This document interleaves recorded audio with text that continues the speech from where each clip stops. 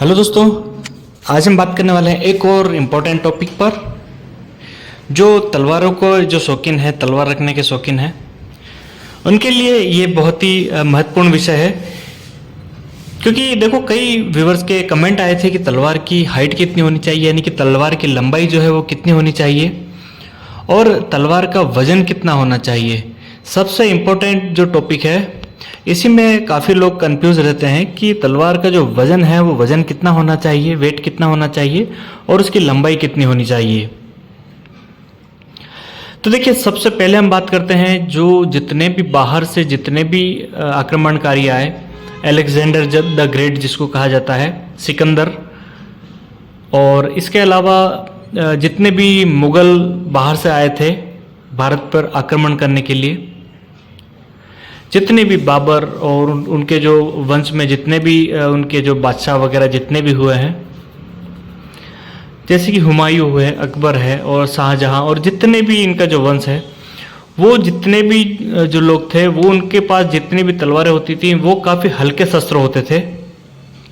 लेकिन इसके विपरीत जो भारत के जो जितने भी सम्राट जितने भी हुए, जितने भी राजा महाराजा जितने भी हुए, जितने भी महाराणा हुए, और जितने भी यहाँ के भारत के जो हमारे भारत के जो राजा महाराजा जितने भी थे, उनके पास जो शस्त्र होते थे, अस्त्र होते थे, वो सारे काफ़ी वजनदार होते थे। जैसा कि आपने सुना होगा कि अकबर का जितना पूरा वजन था उतना महाराणा प्रताप के हाथ में सिर्फ एक भाला था। तो ऐसे कई हमें ऐसे किंवदंतियाँ की कई कहानियाँ ऐसी मिलती हैं सुनने को। लेकिन देखिए, क्योंकि जो शस्त्र है, एक इसका जो हल्के होने का फ़ायदा ये होता है कि उसको जल्दी से ज़्यादा फुर्ती से जल्दी उसको मूव किया जा सकता है, आक्रमण किया जा सकता है। इस वजह से जो बाहर से जितने भी आक्रमण करने वाले जितने भी आए, जितने भी लुटेरे आए हैं, सबके पास में हल्के शस्त्र हुआ करते थे। और क्योंकि पहले कोई गाड़ी वगैरह नहीं हुआ करती थी, सभी लोग घोड़े पर आते थे, तो उनको लाने ले जाने में भी उनको सुविधा रहती थी और उनको कैरी करने में काफ़ी सुविधा रहती थी। इस वजह से हल्के शस्त्र का प्रयोग बाहर के जितने भी आक्रांता जितने भी आए थे भारत में, वो सभी वो हल्के शस्त्र यूज़ करते थे। लेकिन इसके उल्टे जो हमारे जो भारत के जितने भी राजा महाराजा हैं, सबके भारी अस्त्र शस्त्र हुआ करते थे। आपने ज़रूर ये सुना होगा कि महाराणा प्रताप ने तलवार के एक ही वार से अकबर का जो सेनापति था बहलोल खान, उसके घोड़े समेत 2 टुकड़े कर दिए थे। तो वो पॉसिबल हो पाया था क्योंकि महाराणा प्रताप के पास जो शस्त्र थे, जितने भी अस्त्र थे, वो सारे भारी भरकम हुआ करते थे। 1.25 मण का एक भाला रखते थे सिर्फ। इसी तरह से उनके जितने भी अस्त्र शस्त्र हैं, जितना भारी शस्त्र होता था, उससे बहुत ही ज़्यादा घातक वार हुआ करता था। इस वजह से जितने भी राजा महाराजा भारत के जितने भी थे, उनके पास सभी के पास में अस्त्र शस्त्र पूरे संपूर्ण भारत के, अखंड भारत में जितने भी राजा महाराजा थे, सभी के पास में भारी शस्त्र हुआ करते थे। और जो बाहर से जितने भी लुटेरे आए थे, उनके पास हल्के शस्त्र होते थे, क्योंकि उनको लाने ले जाने में भी सुविधा रहती थी, घोड़े पर आते थे। और जो हल्के शस्त्र हैं, उनको भारी शस्त्र के मुकाबले बहुत ही जल्दी से मूव किया जा सकता है, जल्दी से उसको अटैक किया जा सकता है। इस वजह से काफ़ी जो राजा महाराजा थे बाहर के, वो हल्के शस्त्र रखते थे, और भारत के राजा महाराजा जितने भी थे, वो सारे भारी शस्त्र रखते थे। तो शस्त्र की पहचान उसके वजन से कतई नहीं की जा सकती। शस्त्र कितना भारी है, कितना हल्का है, इस बात पर कन्फ्यूजन नहीं होना चाहिए। इस बात से किसी की शस्त्र की मारक क्षमता और उसके ओरिजिनल होने या डुप्लीकेट होने की पुष्टि नहीं की जा सकती है। शस्त्र भारी है तो भी वो अच्छे से काम करता है, अगर हल्का है तो भी वो अच्छे से काम करता है। और तलवार की जो पहचान है किस तरह से की जा सकती है, उसके मैंने वीडियो अपलोड किया है और लिंक डिस्क्रिप्शन बॉक्स में मिलेगा, आपको ज़रूर चेक करें। दूसरी बात है कि तलवार की हाइट कितनी होनी चाहिए। तो तलवार, इसकी जो फुल हाइट जितनी भी होती है, वो होती है लगभग 2.5 से 3 फीट तक की जो तलवार होती है, वो फुल साइज की तलवार होती है। इससे ज़्यादा बड़ी तलवार नहीं काम में आती है।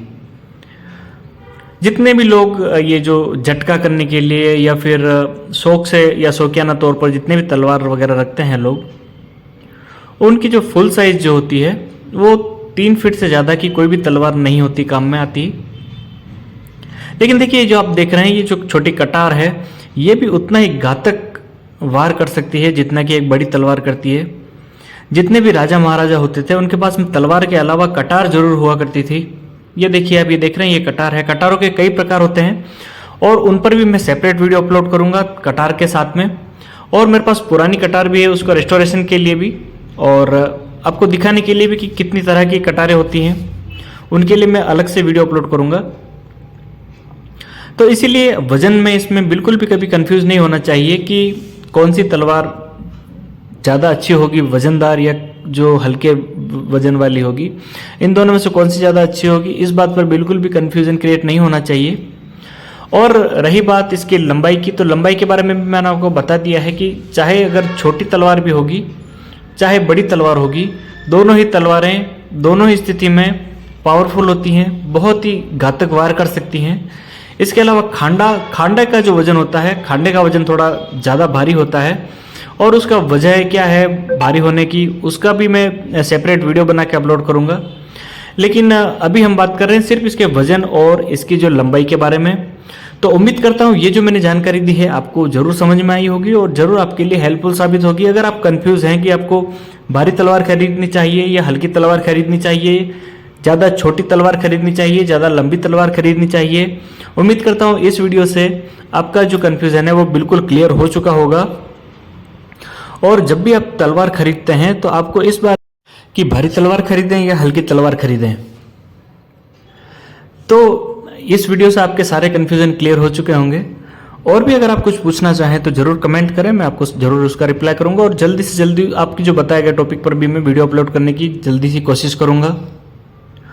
और आपको अगर वीडियो अच्छा लगे तो जरूर लाइक करें, जरूर कमेंट करें और चैनल पर अगर पहली बार है तो जरूर सब्सक्राइब कर दीजिए, जिससे कि मैं इस तरह की जो ज्ञानवर्धक जो वीडियो हैं वो अपलोड करूं तो वो आप देख सकें, आपके ज्ञान में वृद्धि हो सके। जब भी आप तलवार खरीदने जाएं आप किसी भी तरह से ठगे नहीं जाएं, और क्योंकि इनमें तलवारों के अस्त्र शस्त्र के मामले में बहुत ही ज़्यादा धोखेबाजी होती है।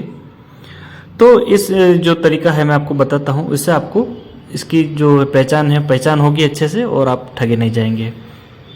नमस्कार दोस्तों, जय हिंद, जय भारत।